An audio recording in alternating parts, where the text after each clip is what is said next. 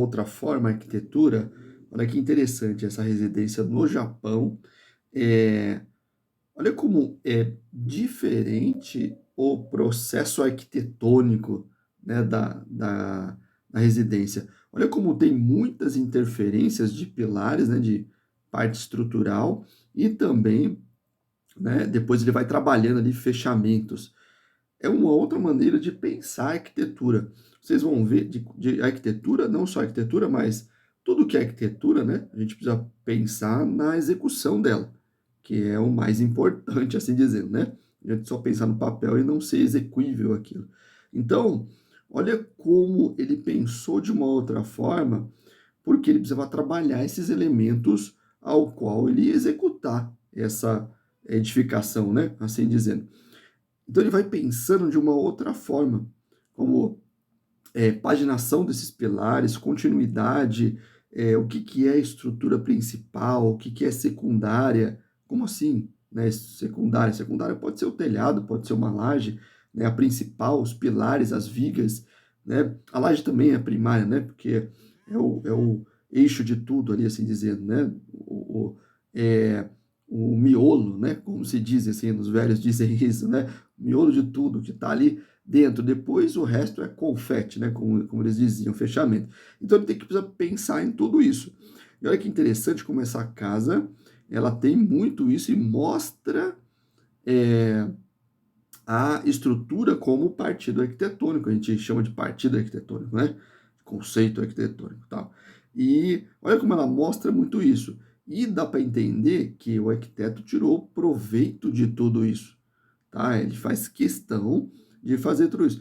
Quando a gente vê, ó, só uma dica, quando a gente vê bastante segmento de pilares assim, é, é uma questão que o arquiteto domina, claro, né, isso que ele está fazendo, porém, ele faz questão de fazer dessa forma para que ele deixe a estrutura mais leve, né, nesse sentido. Ele não tendo grandes vãos, ele consegue diminuir pilares, né, e vigas também.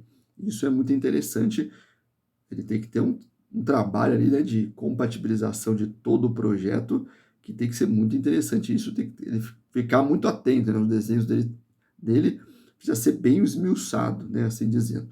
E aí, olha que interessante os desenhos arquitetônicos, olha como muda, né, a relação, olha a quantidade de pilares que ele tem, por exemplo, no meio da casa, ó. Tá vendo? A gente tem nas extremidades, mas ele tem no meio também, ó. Então, isso é partido arquitetônico, né, tirando proveito das estruturas. Olha como o desenho também, se você pegar esse desenho em planta, você vai ver como existe, né, uma linha de pilares, mas também, né, você tem as linhas aí na horizontal e na vertical, e o fechamento dele, olha, quando a gente chega perto aqui, né, ó, olha como ele é diferente de um desenho convencional que a gente vê, né? Aqui ele, muito provavelmente ele chapeou de algum tipo de material, pode ser drywall, pode ser telha, pode ser o que for ali, né? Metal. Já vi algumas residências até no Japão ali com policarbonato.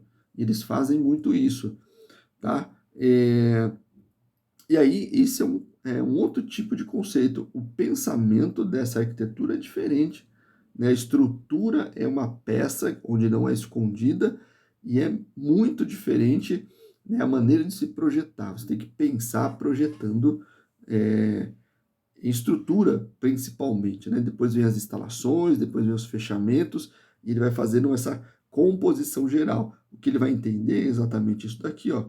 Como vai se comportar, né, todos esses elementos em 3D. Agora a gente tem softwares que fazem isso, né? Mas antigamente, assim dizendo, né? Não tão antigamente, onde se você desenhar agora no CAD, você vai ter que ter essa noção, né, de como vai ser as instalações, ok? Mais um estudo aí, compartilha, deixa o seu like, se inscreve no canal. Um grande abraço, fique com Deus.